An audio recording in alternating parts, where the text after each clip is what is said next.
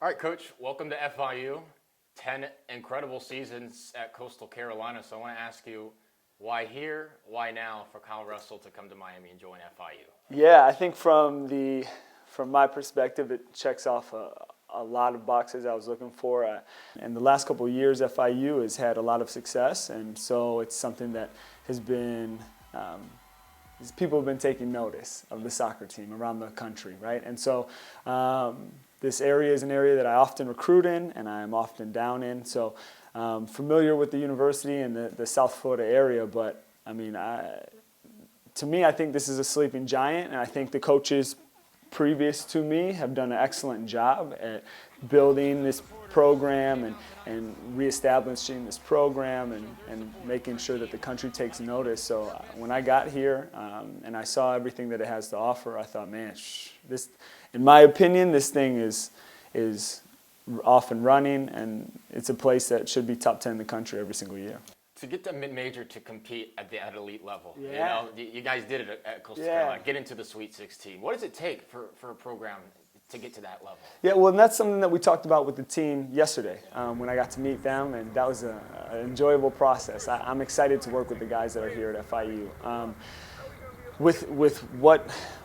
In order to do that, I told the boys you've got to be able to defend the type of soccer that you might not want to play against. You might have to be able to handle some of the physicality of the college game. So being able to defend against the teams that are not going to play the type of soccer that we want to play here at FIU, and defend against the type of teams that are going to be maybe a little bit more direct and maybe a little bit more physical and maybe a little bit more mouthy to the referees, but being able to stop that, but then once you gain possession of the ball, being able to implement your style and do the things that we've trained on in practice. And so it's okay, I'm going to stop them. I'm going to be able to stop them from doing what they want to do, but I'm not going to get caught up in playing the way they want to play. We're going to get the ball and we're going to play the way we want to play. You anchored the back line at Coastal when you played, and then that success transitioned to the teams under you guys. There was one season, the whole year, you allowed 18 goals. What's the philosophy defensively that encourages those type of numbers and allows that success on the defensive side of the ball? Yeah, it's something we talked about with the guys again yesterday, because they were, in individual meetings with the players. Some of the players had questions of, what are some things that you think from watching video and learning about us and studying us that we can do better? And right away, we have guys that are very creative, and we have guys that are good with the ball and technically are strong, but there's some things that we need to shore up defensively so that we're able to win the conference, so that we're able to win these close games in which they lost to Charlotte and to Marshall, and to be able to defend in such a manner to where it's very frustrating to play against.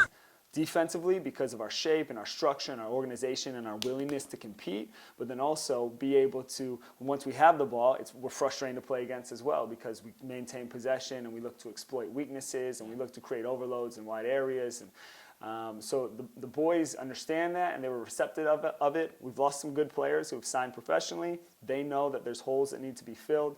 But they also understand that, we got to shore up some things defensively, because that's an area of expertise for me. Sure.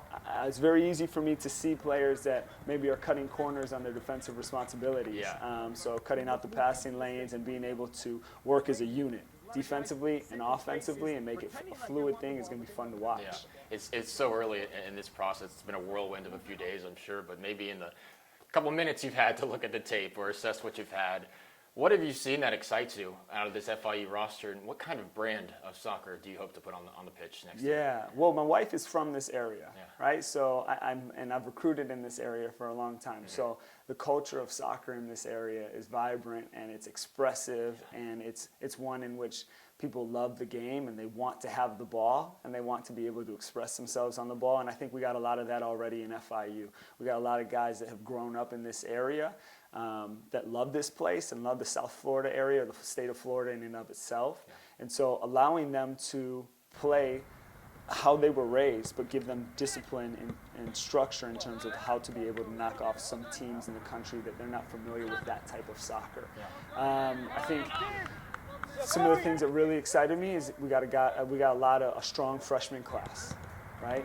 We got guys that have got a lot of experience as young players, and they're coming back, and they're hungry, and they're excited, and there's a close bond with the young guys already. I think we have a lot of older guys that that are physically tough and mentally tough, and now they're just waiting for their head coach to kind of steer them in the right direction. So we got work to do.